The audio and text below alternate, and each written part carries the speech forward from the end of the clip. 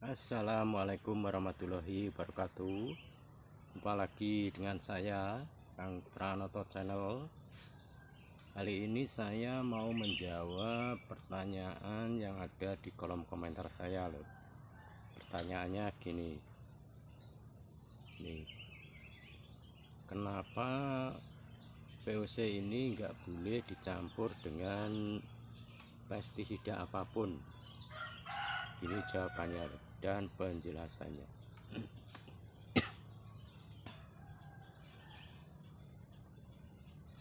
VOC ini kan terbuat dari telur sama penyedap rasa itu telur, dan itu kita campur dengan air lalu kita jemur.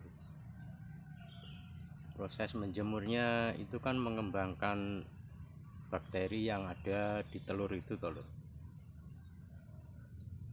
Jadi bakterinya itu hidup loh. Jadi kalau dicampur dengan pestisida maupun herbisida apapun, itu kan sama aja dengan membunuh bakteri yang ada di VOC ini tolong. Kan bakteri itu kan ada dua macam. Yang satu bakteri efektif seperti ini yang sangat berguna untuk menyuburkan tanaman, dan yang kedua bakteri yang kurang menguntungkan atau yang merugikan, yang biasa disebut dengan patogen. Jadi fungsinya bakteri ini itu sebagai prajurit loh, yang untuk pelindung tanaman, supaya bakteri yang ada di tanaman itu bisa seimbang gitu, bisa balance. Jadi kalau yang dominan itu bakteri yang patogen itu, tanamannya yang mudah terserang penyakit loh, karena imunnya rendah. Beda dengan yang dikasih bakteri seperti ini. Ini kan bisa menjadi pelindung dan meningkatkan imunitas yang tinggi loh. Jadi punya kemampuan menyembuhkan sendiri tanamannya itu. Seperti manusia itu loh. Kalau imunitasnya tinggi kan jarang kena penyakit. Itu tetangga saya itu ada yang perokok berat gitu loh. Nyatanya juga sehat sampai sekarang dan jarang sakit loh. Itu kan karena imun yang tinggi gitu loh. Jadi sama, tanaman juga seperti itu loh. Kalau imunitasnya tinggi ya gak mudah terserang penyakit. Seperti itu jawaban saya dan penjelasannya. Ini bisa dibuktikan kalau tanaman padi saya itu sudah usia 50 hari itu ya hanya saya kasih ini aja loh, VOC atau bakteri fotosintesis yang saya campur dengan biosaka. Kalau dicampur dengan biosaka nggak apa-apa, itu kan sejenis loh, satu jalur. Jadi kalau menyemprot pakai ini ya ini aja. Kalau belum bisa membuat biosaka, tutorialnya sudah ada di video saya sebelumnya. Roboh loh. Nah, santai aja loh sambil ngobrol, ini di belakang rumah loh. Jadi kalau belum ada hama, jadi nggak usah dipakai pestisida loh. Bukan sama aja dengan membuang uang loh. Jadi saya beralih ke organik ini kan juga karena habis mengalami kebangkrutan loh. Tanam padi setahun itu modalnya aja nggak balik loh. Dan saya kerja pun juga hanya untuk nambeli tanaman itu. Makanya saya terus berusaha terus loh mencari solusi gimana caranya agar nanam itu bisa untung gitu loh. Jadi ya kita tekan biaya produksinya serendah-rendahnya loh. Tapi saya juga belum bisa lepas 100% dengan pestisida loh. Ya pelan-pelan loh, kita kurangi sedikit-sedikit gitu. Biasanya itu kalau mau berganti ke organik itu males loh kalau masih ada dana dan uang. Saya aja belajar organik ini sudah 15 tahun loh, baru saya terapkan sekarang. Yaitu karena males itu.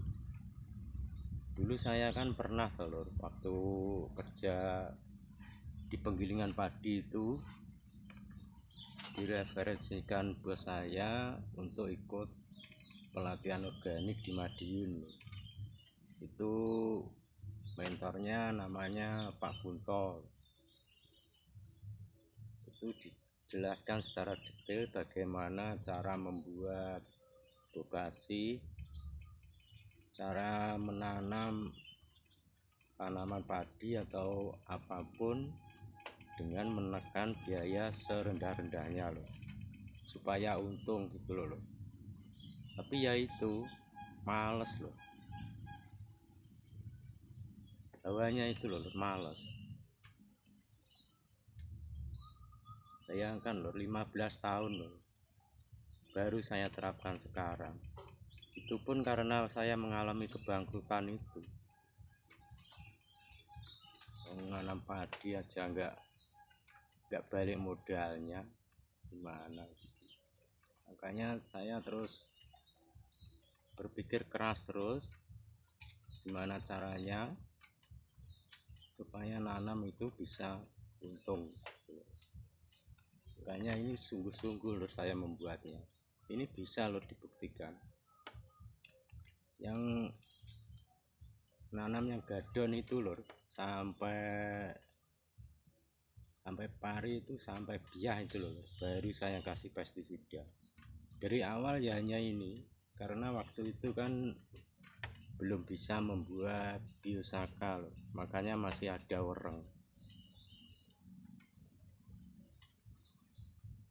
Dan itu pun juga kurang maksimal loh hasilnya, karena serangan tikus desaku banyak loh.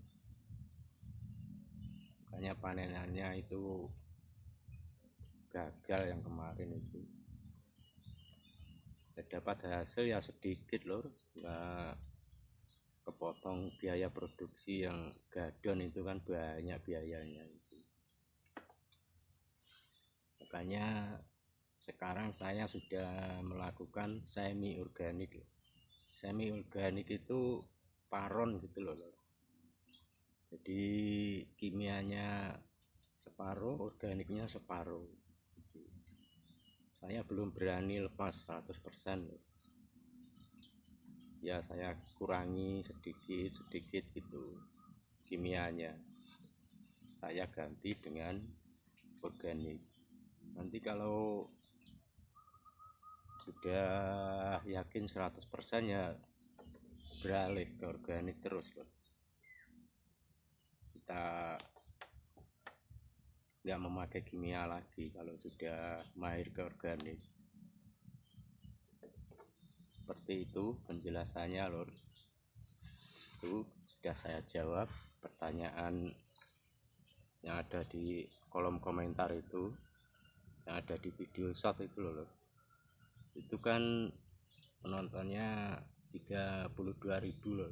Itu kan banyak yang bertanya, kenapa kok nggak boleh dicampur dengan pestisida apapun.